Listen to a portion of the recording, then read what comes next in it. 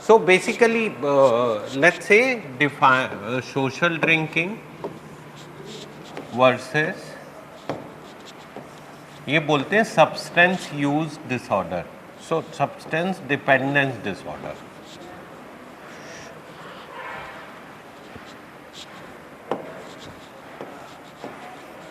तो पहली बात तो ये जो अल्कोहलिक वर्ड है ये अबेंडेंड है, नशेबाज जो है वो कोई वर्ड नहीं है हम लोगों के लिए as a doctor.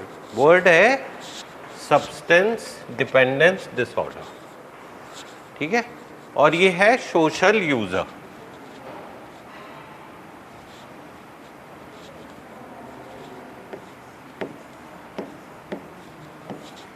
So basically see the problem is that these are socially acceptable behaviors, ठीक है। जैसे कि फॉर एग्जाम्पल हम में से कुछ लोग हैं जो इनलीगल ड्रग्स में इन्वॉल्व हो, वो तो एक्सेप्टेबल ही नहीं है, बट हम मान लेते हैं कि सारी ड्रग्स लीगल है इस दुनिया में, सारी ड्रग्स लीगल हैं for time being, for our scientific discussion. So we are not talking about illegality or legality, we are talking about the pattern of using the substance. क्या हम बात कर रहे हैं? Pattern.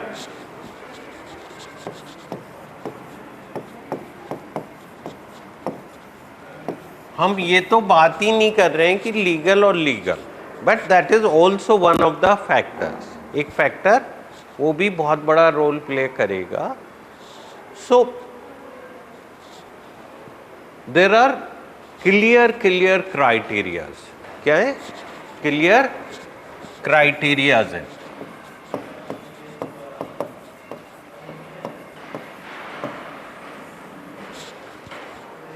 So there is a organisation called WHO। क्या है? World health organisation.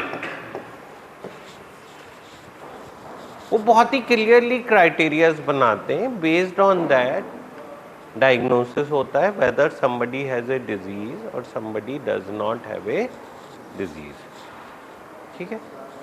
सो अब drinking तो सोशली एक्सेप्टेबल बिहेवियर, और बहुत सारे सब्सटेंस भी बहुत सारी कल्चर में यूज सोशली एक्सेप्टेबल है। जैसे फॉर एग्जांपल यूपी में बहुत सारा हिस्सा है जहाँ भांग खाना एक डे टू डे लाइफ का हिस्सा है ना। भांग मतलब देर आर भांग के ठेके। सो सब लोग ये कहते हैं कि यहाँ पे मैरिजुआना इनलीगल है, but there are states in India where marijuana is completely legal. Rather, I know at least 2 places, which is Rishikesh and Haridwar, where the bhang is legally available and alcohol is not. Okay. So,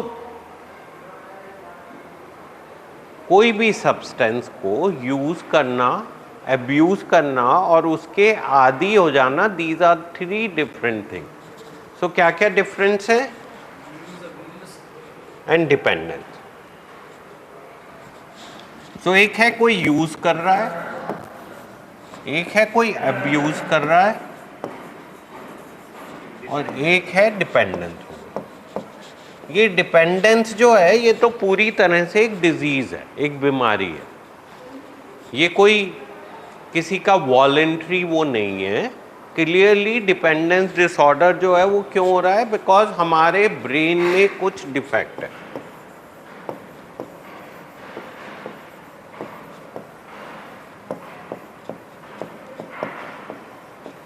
weather ये पैदाइशी था या acquired है ये तो मैं नहीं comment कर सकता, बट बॉटम लाइन क्या है कि हमारे ब्रेन में कुछ लोचा है, कुछ problem.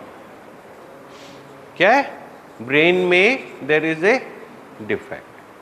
Now because of that defect we develop use to abuse to dependence। मतलब क्या हुआ इस बात का? देखो इस तरह से समझते हैं।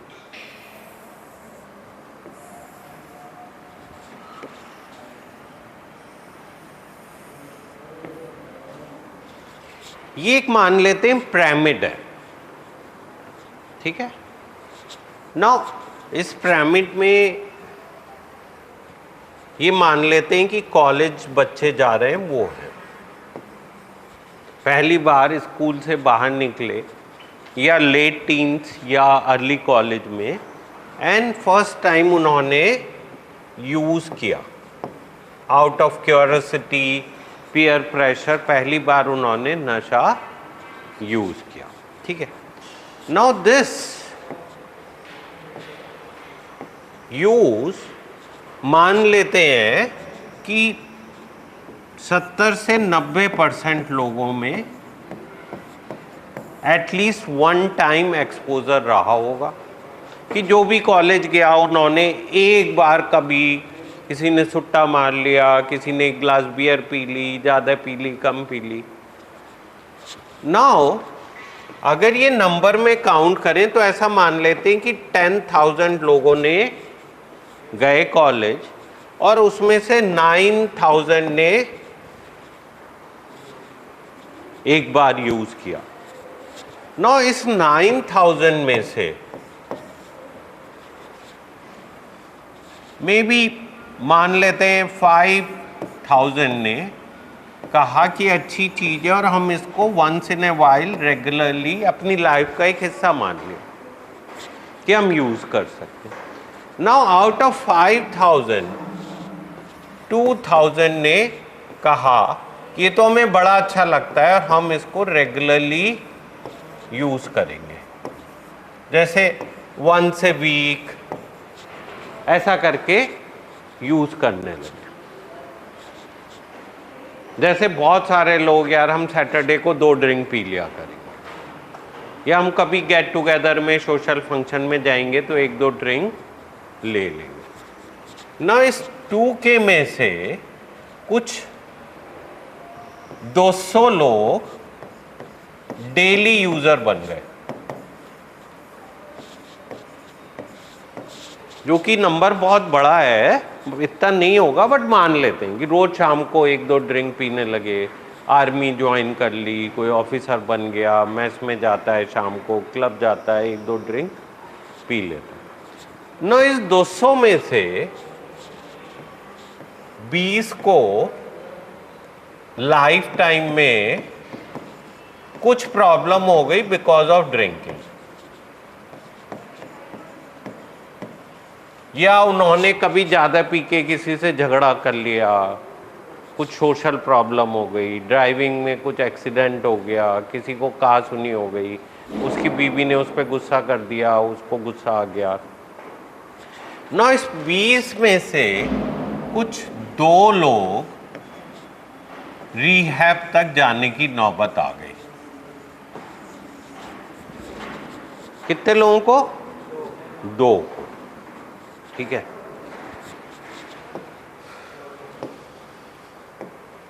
नाउ कुछ ऐसी सिचुएशन है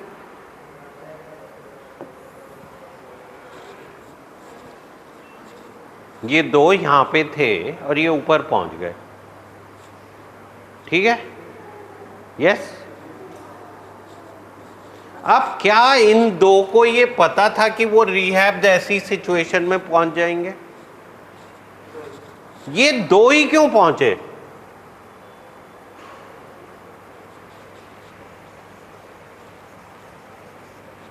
बाकी लोग क्यों नहीं पहुंचे यार?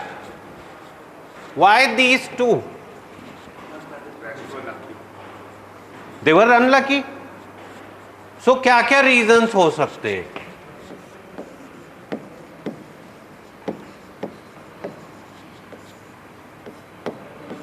They were unlucky. Their brain was defective. They might have some trauma.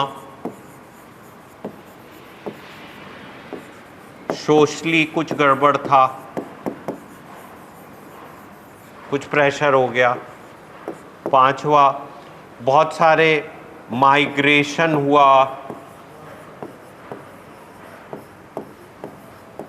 Relationship crisis हुई, जॉब प्रेशर हुआ, एक्सीडेंट हो गया, सर्जरी करा ली किसी ने,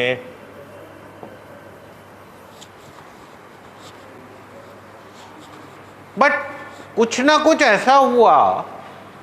नाउ अगर इन दो को ये पता होता कॉलेज में कि उनको ये प्रॉब्लम हो जाएगी, तो वो क्या करते? इफ दे न्यू कि this can become a problem for them, this will become like a disease for them, this will become such a big issue for them, so वो क्या करते? मतलब मुझे तो लगता है वो कभी टच भी ना करते। लेट्स से हम कोई बिजनेस कर रहे हैं, उसमें मेजर क्राइसिस हो जाएगी, तो हम वो बिजनेस करते क्या?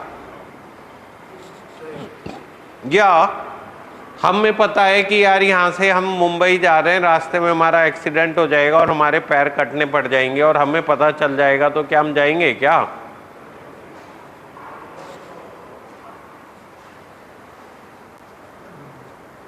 So that means it's not voluntary. ये उन दोनों जनों का कोई मर्जी की चीज नहीं थी, ये तो फंस गए बेचारे। नहीं, कहाँ रियलाइजेशन हुआ? वो तो स्ट्रगल कर रहे हैं अभी भी कि यार हम यहाँ पे आ जाएं किसी तरह से। वो तो बार बार ये कोशिश कर रहे हैं कि हम एक नीचे वाली कैटेगरी में आ जाएं और हम थोड़ा थोड़ा एंजॉय भी करते रहे और नॉर्मली जिंदगी भी जीते रहे। वो बार बार ये कोशिश करते हैं, रिपीटेडली ये एफर्ट है, यही तो स्ट्रगल है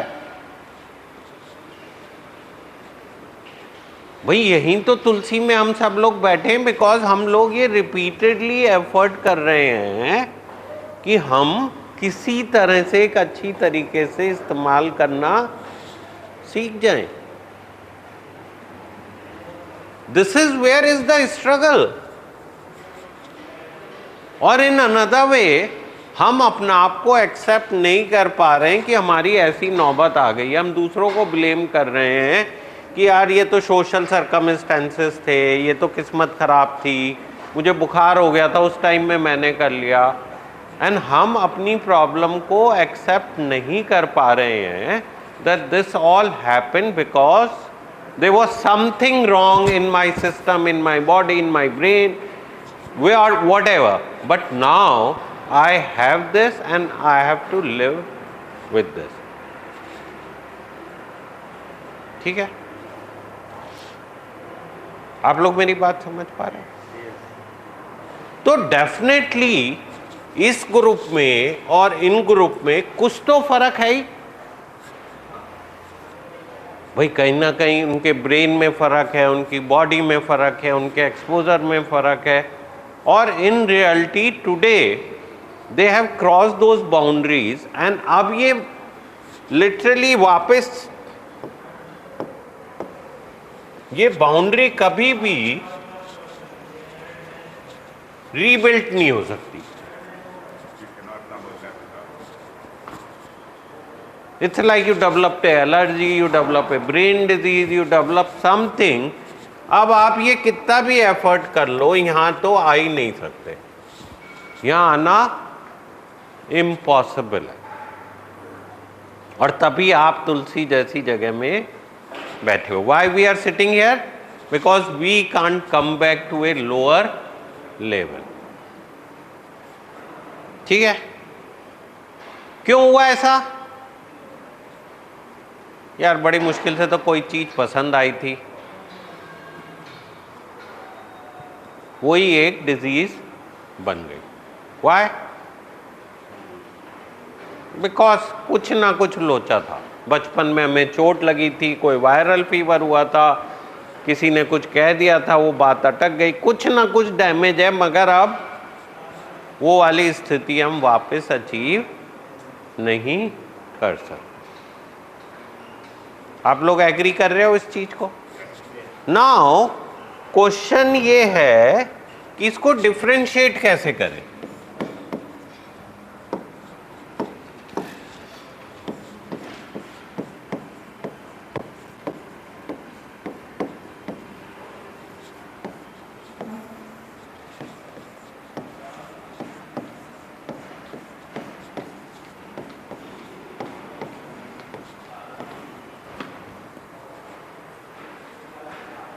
और उसके लिए क्या हुआ, कुछ WHO ने क्राइटेरिया बनाए। क्या क्राइटेरिया बनाए कि भाई ऐसे डिफरेंशिएट करो। तो अब ये मैं आपको क्राइटेरिया बोल रहा हूं, 7 क्राइटेरिया हैं और आप उसमें यस और नो लिखोगे। तो criteria for substance dependence, criteria for substance dependence, a maladaptive pattern of substance use leading to significant impairment or distress as manifested by 3 or more of the following occurring at any time in the same 12-month period.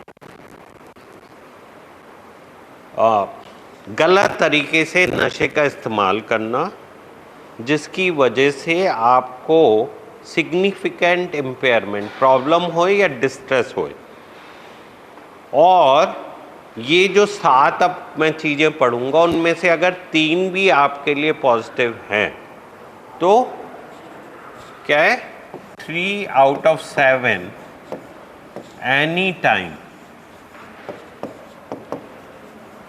In 12-month period.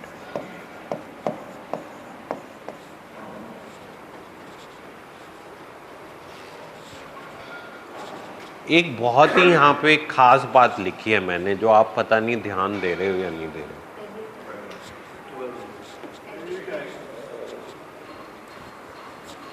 हो। इस बात का, इस statement का क्या मतलब है?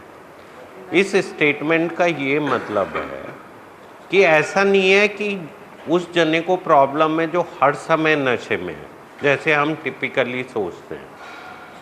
अगर एक बार भी आप सारे क्राइटेरिया फुलफिल कर रहे हो तो मतलब आपको प्रॉब्लम है, ठीक है। अब इसके ना 2-3 बड़े लाइफ एग्जाम्पल्स हैं जो मैं, जिसके बाद समझ पाया और मैं आपको बताता हूँ। मेरे 2 पेशेंट हैं, they are not typically patient, और मतलब मैं उनसे मिला हूँ। एक तो मेरा दोस्त है बहुत अच्छा, and he is very successful entrepreneur. वो एक माइक्रो फाइनेंस कंपनी चलाता है और उसने 5 लाख रुपए से चालू करी थी आज से 12 साल पहले, 15 साल पहले, और आज उसका मार्केट कैपिटलाइजेशन 10,000 करोड़ है। उसकी वर्थ कितनी है, वैल्यू क्या है उस बैंक की? 10,000 करोड़, ठीक है। नाउ ये बंदा जी कैपिटल में काम करता था और उनका एक SBI कार्ड, जो आज भी आप सुनते हो SBI card, that is actually not SBI card, that used to be GE card. SBI ने अभी 1700-2000 करोड़ का भी खरीदा है वो बिजनेस। तो GE उसे चलाता था और ये उसका हेड करता था। Now he has a problem कि कई बार वो ड्रिंक करके बिल्कुल आउट ऑफ कंट्रोल हो जाता है, मगर बाकी टाइम वो इतना फोकस्ड है कि वो हाई परफॉर्मेंस कैटेगरी में आता है। ये SBI कार्ड रन कर रहा था और GE was the first multinational company जो इंडिया में आई थी। 2000 में उनके करीब 20,000 एम्प्लॉय थे। ये उसको SBI कार्ड को हेड कर रहा था। GE के सारे लोग नुकसान पहुंचा रहे थे, केवल एक ही कंपनी थी क्रेडिट कार्ड वाली जिसको फ़ायदा हो रहा था। करीब 2000 करोड़ का एक साल में फ़ायदा हुआ। तो उन्होंने GE वालों ने इस तरह के टॉप 100 परफॉर्मर्स को जापान के एक जगह लेके गए और उन्होंने कहा कि हम इनकी ऑफ साइट करेंगे 3 दिन के लिए। जापान वो गया तो 3 बजे तक मीटिंग होती थी, 4 बजे उसको थोड़ा बहुत स्नैक्स खिलाते थे और 5 बजे खाना खिला के कहते थे कि ठीक है अब हो गया हमारा। उनको फ्री टाइम दिया जाता था। वो लोग समुंदर में एक जगह पे थे और वहाँ पे वो जाके एक बार में बैठ गया। 2-3 ड्रिंक पीने के बाद में वो थोड़ा इंटॉक्सिकेटेड हो गया और उसके बराबर में एक और बंदा बैठा था जो कि फिजी का था, और उसने इससे कहा you bloody Indian, you don't know how to drink. No, इस बंदे को पी हुए तो वैसे ही था, चढ़ गई, इसने उसकी वहां पे पिटाई कर दी। और जब पिटाई कर दी तो उसको रात में तो जाके वो सो गया, सुबह को एक टिकट आया उसको, जब उठा तो टिकट था वहां पे that you go back and report to your country head. ठीक है, highly performer, well meaning guy, very successful, once in a while getting intoxicated and misbehaving socially. Allowed, not allowed. There is a journalist, Mrs. Gandhi के time पे, he used to be one of the top journalists. कन्वाय में जाता था Mrs Gandhi के, external affair ministry में लिखता था, उसका नाम है फारूक, क्या शेख फारूदी या कुछ ऐसे करके नाम था। Wife is a teacher. Mrs Gandhi ने, मिसेस गांधी फैमिली का एक बड़ा टिपिकल था कि जो लोग भी उनके क्लोज होते थे उनको कुछ ना कुछ बिजनेस करवा देती थी। तो उनको साउथ दिल्ली में एक स्कूल की जगह दे दी,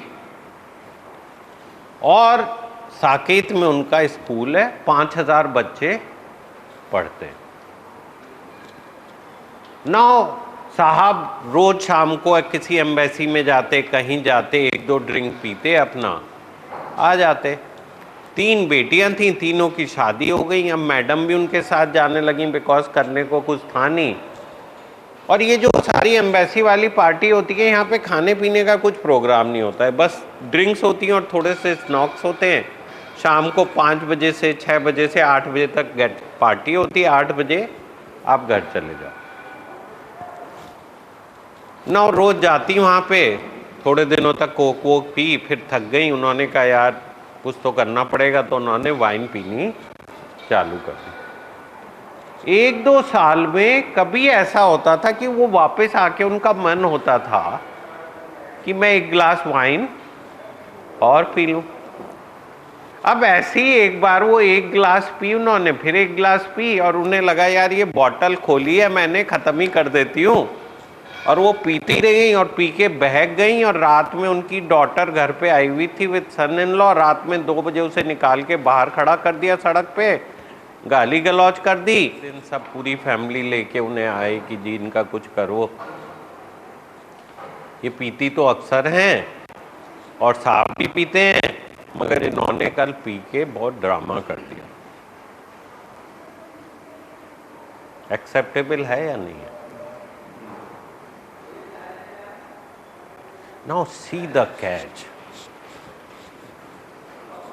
हम लोग ऐसा सोचते हैं कि इस डिजीज का मतलब है कि कोई जना लगातार पी रहा है। बॉस, अगर आप कभी भी अपनी सोशल पैरामीटर्स को क्रॉस कर रहे हो, even 1 time in a year, that is sufficient to full the criteria and warrant a treatment for you.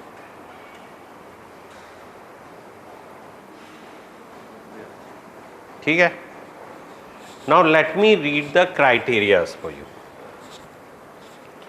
So पहला है tolerance as defined by either of the following. क्या है word? Tolerance. Need for markedly increased amount of the substance to achieve intoxication और desired effect. पहले आप 1 drink से मज़ा आ जाता था, फिर अब 2 चाहिए, फिर 3 चाहिए, धीमे धीमे आपकी क्वांटिटी बढ़ती गई। और markedly diminished effect with continuous use of the same amount of the substance. पहले आप बियर पी के 1 जॉइंट पी के खुश हो जाते थे, अब 1 जॉइंट पी के मज़ा ही नहीं आता। तो लिख लो अब यस और नो। सो टॉलरेंस 2 पार्ट है कि आपको या तो अब ज़्यादा मात्रा लेनी पड़ती है नशे के लिए, या दूसरा है कि आप उतनी मात्रा लेते हो मगर आपको मज़ा नहीं आता। दूसरा withdrawal, as manifested by either of the following characteristic withdrawal for the substance, the same substance is taken to relieve or avoid withdrawal symptom. या तो आप जैसे अल्कोहल है तो अल्कोहल के विड्रॉल के लक्षण हो रहे हैं, और अगर आप अल्कोहल या उससे मिलती जुलती चीज़ ले लेते हो तो आपके लक्षण खत्म। Third, the substance is often taken in a larger amount or over a longer period than was intended. So हमने सोचा था कि 2 ड्रिंक पिएंगे शाम को, फिर खाना खाएंगे और सो जाएंगे। हम 2 की जगह 3 ड्रिंक ले बैठे, या हमने सोचा था कि 1 घंटा इसमें टाइम लगाएंगे और हम 4 घंटे तक करते रहे। आइदर द लार्जर अमाउंट और लॉन्गर पीरियड ऑफ टाइम।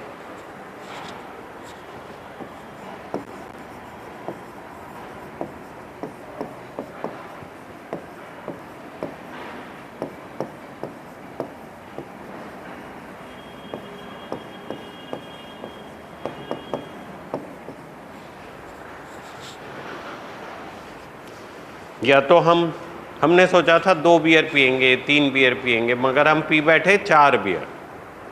और या हमने सोचा था शाम को 1 घंटा 1.5 घंटा पिएंगे और फिर उसके बाद में खाना खाएंगे, सो जाएंगे, मगर हम रात के 1 बजे तक। There is a persistent desire और unsuccessful effort to cut down और control substance use.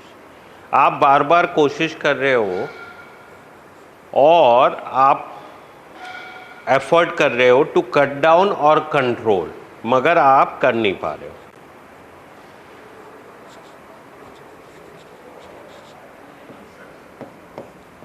Control oblique cut down. There is a persistent desire और अनसक्सेसफुल एफर्ट। हमेशा से इच्छा बनी हुई है या आपका एफर्ट अनसक्सेसफुल रहा टू कट डाउन और कंट्रोल सब्सटेंस यूज। ठीक है। 5, a great deal of time is spent in activity necessary to obtain the substance, use the substance or recover from its effect. आप बहुत सारा समय स्पेंड कर रहे हो या तो प्रिक्योर करने में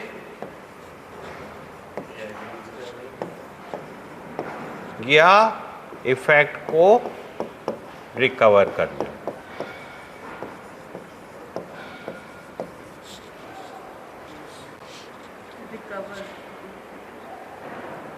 A great deal of time is spent in activities necessary to obtain the substance, use the substance or recover from its effect. 6th, important social, occupational or recreational activities are given up or reduced because of substance use.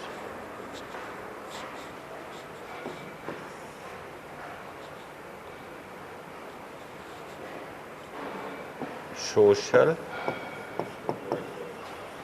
occupational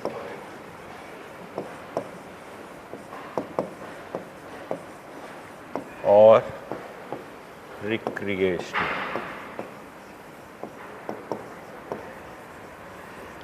activities are given up or reduced because of substance use. Social मतलब जो सामाजिक activity, occupational मतलब काम काज से जुड़ी, recreational मतलब enjoyment के तरीके से जुड़ी। तो मतलब आपने सामाजिक तौर पे कहा मैं शादी अटेंड करने आऊँगा, मगर आपने कहा यार मैंने तो दारू पीनी है, मैं नहीं जा सकता। ऑक्यूपेशनल काम पे जाने में देरी हो रही है। और रिक्रिएशनल आपने फैमिली को प्रॉमिस किया था कि हम सब मिलके एक मूवी देखने जाएंगे, मगर आप तो पहले से ही डिसाइड कर चुके हो कि मुझे तो पीना ही है।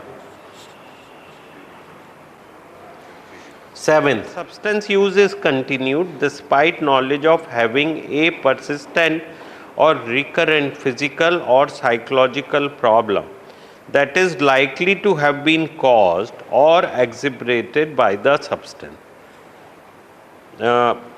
आपको पता है कि नशे की वजह से आपकी शारीरिक या मानसिक प्रॉब्लम बढ़ रही है या कॉज है, उसका कॉज है प्रॉब्लम का, फिर भी आप नशे का इस्तेमाल कर रहे हो।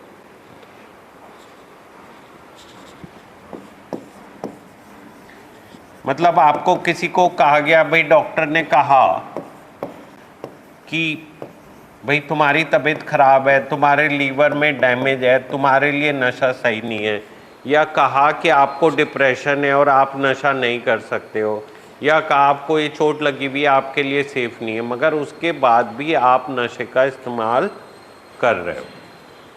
सो ये 7 क्राइटेरिया हैं जो WHO ने डिफाइन किए, जिनके बेसिस पे डिपेंडेंस डिसऑर्डर का क्राइटेरिया फॉर्म होता है।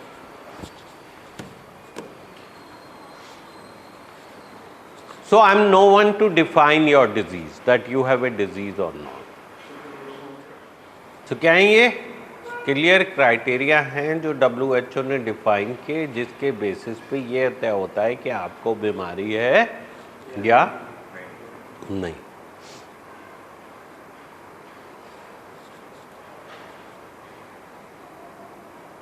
ठीक है। सब इस बात का मतलब क्या हुआ कि ये जो 2 जने हैं, इनका डेफिनेशन कौन डिफाइन करता है?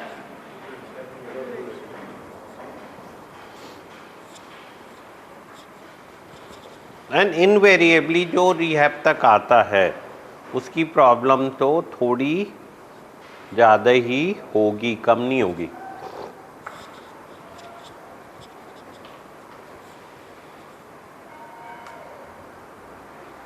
आप लोग ये बात समझ रहे हो? So what is the difference?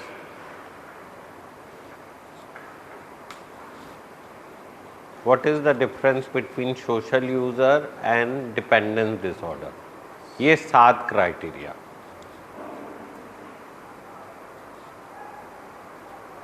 तो जैसे हम लोग बहुत सारी और चीज़ें कहते हैं, they are not important. What is important? Important is these criteria.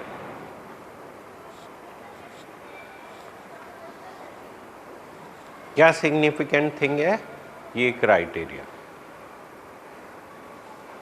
तो व्हाट ही वाज सेइंग कि अनमैनेजेबिलिटी आ जाती है, so that's somewhere absolutely true. Question नशा करने में नहीं है, क्वेश्चन उसकी वजह से जो प्रॉब्लम पैदा हुई उसमें है।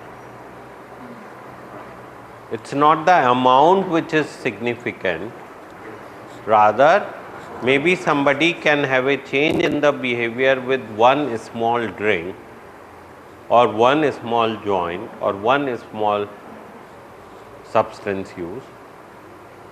So अगर आपकी लाइफ में unmanageability आ रही है because of the substance use, you have a problem and you need some help. Now what is the purpose of this? See, purpose of this is that please stop blaming yourself and your family members. There is no point feeling guilty. हम लोगों का अपना आप को sorry feel करने का, guilty feel करने का कोई पॉइंट नहीं है। This is a unfortunate thing, और अनफॉर्चुनेट कि हम लोग अनलकी थे, जो भी था अब ऊपर पहुंच गए हैं। और ये रिपीटेड एफर्ट या कुछ भी एफर्ट कर ले, हम यहाँ पे आने में पॉसिबिलिटी नहीं है।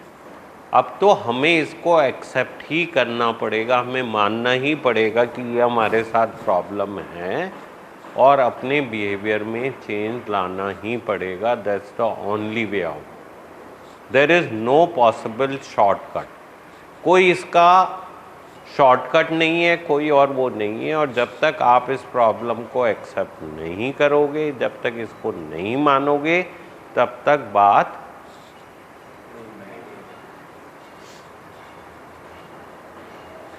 ये अनफॉर्चुनेट है कि आपको प्रॉब्लम होगी, बट उसके लिए आप डायरेक्टली जिम्मेदार नहीं हो। आपने तो जब नशा करना इस्तेमाल किया था, तो आपने तो बाकी उन 10,000 लोगों की तरह से किया था जो कि एक आम नशा करते हैं और जब मर्जी होती है तब करते हैं, वरना नहीं करते। बट आपके ब्रेन में कुछ प्रॉब्लम थी और इस वजह से आप इसमें फंस गए। This is none of your fault, आपकी कोई गलती नहीं है। नाउ ये बहुत ज़रूरी है समझना, बिकॉज आज तक हम लोग केवल इस गिल्ट में एक्ट करते रहे हैं, बेमुकाबले इस डिजीज़ को एक्सेप्ट करके अपने अंदर बदलाव लाने के। हम क्या करते रहे, हम हमेशा सॉरी फील करते हैं, हम हमेशा प्लीड करते हैं, हम हमेशा एक्सक्यूज़ेस करते हैं, हमेशा ये कहते हैं कि अब हम नहीं करेंगे। हमारे वश में नहीं है, हम तो बीमार हैं। जैसे एक डायबिटिक कोई अपनी शुगर को कंट्रोल नहीं कर सकता है, उसको एक प्रॉपर ट्रीटमेंट की ज़रूरत है, उसी तरह से हमें एक प्रॉपर ट्रीटमेंट की ज़रूरत है। हमें कोई सॉरी गिल्टी फील करने की ज़रूरत नहीं है। तो आपको क्या सोचने की ज़रूरत है कि मैं अपनी इस प्रॉब्लम के लिए क्या ऐसा कर सकता हूँ जिससे कि मैं अपने आप को, let's say I am not sorry,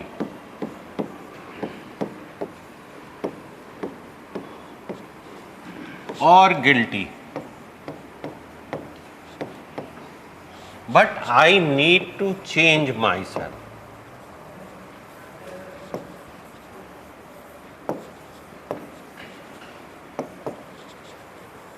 now ये जो है ना, this is where is the biggest question कि मुझे चेंज क्या होना है। बार बार ये तो हम सुनते रहते हैं, मुझे बदलना है, मुझे बदलना है, बट हम तो यही सोचते हैं कि बस ये हो जाएगा तो सब कुछ ठीक हो जाएगा। बट ये तो सारी प्रॉब्लम की जड़ है। ये होने से कुछ सॉल्यूशन नहीं हो रहा है, ये होने से केवल हमारा बिहेवियर रिपीटेटिवली बढ़ता रहा। क्यों बढ़ता रहा? बिकॉज जो हमें चेंज लाना था वो तो हमें पता ही नहीं था। और आज भी जो सबसे मुश्किल चीज है वो हमें ये डायरेक्शन नहीं है कि क्या चेंज लाना है। Can any one of you pin pointedly से कि हमें ये बदलना? Answer of that is how. ये मैं बार बार बोल रहा हूं और इसको प्लीज पकड़ लो। Honesty, open mindedness and willingness to change. तो ऑनेस्टी का क्या मतलब है कि ईमानदारी से शेयर करो यार। कोई यहाँ पे कोई आपकी मेरी आपकी कोई दुश्मनी थोड़ी है, मैं तो आपका जस्ट पाथ फाइंडर कह दो। मैं तो आपको एक गाइडेंस दे रहा हूँ, आपकी मर्जी है, आप अडॉप्ट करना मत करना। कोई मैं आपको ना फोर्स कर सकता हूँ, ना ज़बरदस्ती करा सकता हूँ, ना डंडा मार सकता हूँ। ये तो रोल ही नहीं है मेरा एज ए प्रोफेशनल। जैसे आप एक बिल्डिंग बनाने के लिए एक आर्किटेक्ट के पास जाते हो, एक केस लड़ने के लिए लॉयर के पास जाते हो, एक गाड़ी चलाने के लिए ड्राइवर के पास जाते हो, उसी तरह से मैं तो आपको केवल एक हेल्प कर सकता हूँ, डायरेक्शन दिखा सकता हूँ। मगर करना क्या है? करना है कि सबसे पहले अपने आप से ईमानदार होने की 100% कि भाई ठीक होना है, हमें क्या ठीक होना है, बदलना है, क्या बदलना है। ईमानदार हो जाओ please. Be open minded boss. मुझे पता है यार आप लोग फेयरली इंटेलिजेंट हो सकता है मुझसे भी ज्यादा इंटेलिजेंट हो, यहां स्ट्रगल नहीं है। बट जो मैं कह रहा हूं प्लीज सुन तो लो। आपको जो मर्जी करना, आपकी अपनी जिंदगी है, मैं नहीं तय करूंगा, मैं कर ही नहीं सकता हूं। मैं तो आपको केवल एक बता सकता हूं कि यार ये चीजें आपके लिए हेल्पफुल हो सकती हैं। तो प्लीज सुनना तो चालू करो। जो सब्सटेंस यूजर की सबसे बड़ी प्रॉब्लम ये होती है कि उसे ओवर द टाइम आदत हो जाती है कि मैं सही हूं, मुझे सब पता है। ऐसे ही करो जी आप। अगर मुझे ठीक होना है तो यही करना पड़ेगा boss, this will not work. अगर ये सब कुछ आपको पता होता तो यहाँ क्यों आए फिर आप? अगर आप खुद कर सकते होते तो आपको मेरे पास आने की कोई भी दरकार नहीं थी, ठीक है ना? And willingness to change. Boss मुझे कोई आपके झूठे सच्चे वादे नहीं चाहिए, मुझे आपका कोई भी प्रॉमिस नहीं चाहिए। आई नीड योर विलिंगनेस कि मैं विलिंग हूँ अपने आप पे काम करने के लिए, विलिंग हूँ सोचने के लिए, विलिंग हूँ नई इन्फॉर्मेशन गैदर करने के लिए। जैसे जो मैं आपको बता रहा हूँ आपको नहीं पता था, 100% नहीं पता था कि भाई क्यों हमें कहा जा रहा है कि हम नशेबाज हैं या हमारे को प्रॉब्लम है, क्या क्राइटेरिया है, क्या ऐसा हो गया। हम तो सॉरी फील करते थे कि हमने गलती कर दी, बस हमने कोई गलती नहीं करी है। हमें विलिंग होना पड़ेगा कि जो भी कुछ हुआ हमें अब बदलने की ज़रूरत है। तो simple, no sorry no guilty. कोई गिल्ट का और सॉरी होने का फ़ायदा नहीं होने वाला है। किस चीज़ का फ़ायदा होने वाला है? हमें अपने अंदर बदलाव लाना पड़ेगा। किस बेसिस पर लाएंगे बदलाव? कि ठीक है यार एक प्रॉब्लम है, किसी को किसी चीज़ से, लेट्स से हमारे एक दोस्त को दूध से एलर्जी हो गई है, तो उसे अपनी लाइफ बदलनी पड़ेगी ना। अगर एक को डायबिटीज़ हो गया है, मान लिया मुझे खांसी हो रही है, तो मुझे बदलना पड़ेगा यार। ये सिंपल सा एक प्रोसेस है। Please honesty, open mindedness and willingness लाओ। जो मन में आए खुल के बोलो, अपनी बातों को खुल के शेयर करो, जिससे तुम्हारे लिए alternative way of thinking develop की जा सके। और सब कुछ तुम्हें पता है यार, तुम सब लोग कोई गधे नहीं हो। बस गधे होते तो तुम्हें बांध के रोक लेते घर वाले, यहां तक नहीं पहुंचते। यहां कौन आता है जो इतना इंटेलिजेंट होता है कि घर वालों को मैनिपुलेट करके अपनी डिजीज को चला सके? वो गधा नहीं होता है।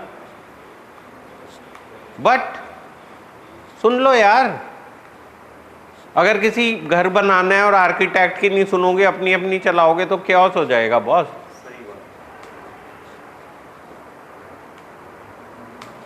नाउ विलिंगनेस लाओ, अपने लिए मैसेजेस लिखना चालू करो, करो उसको इम्प्लीमेंट करो, जिससे बदलाव आए। और ये आएगा तो चीजें ठीक होंगी, है ना। सो सिंपल है, मुझे कोई आपसे सॉरी नहीं, जो कुछ हुआ वो आप अपनी डिजीज के हिसाब से कर रहे थे। मेरे कोई आपने मतलब मेरे को कोई नुकसान नहीं पहुंचाया, और अभी भी जो आप लोग कर रहे हो वो अपनी डिजीज से ड्रिवन कर रहे हो। बट अगर आपको इससे बाहर निकलना है तो बदलना पड़ेगा। हाँ बट देखो, अल्टीमेटली तो हम सब, आप यहाँ पे इसलिए आए हो ना कि आपको कुछ बेनिफिट हो। अगर उससे कुछ फायदा ही नहीं हो रहा है तो आप कैरी करते रहो, अपनी नुकसान कर रहे हो ना।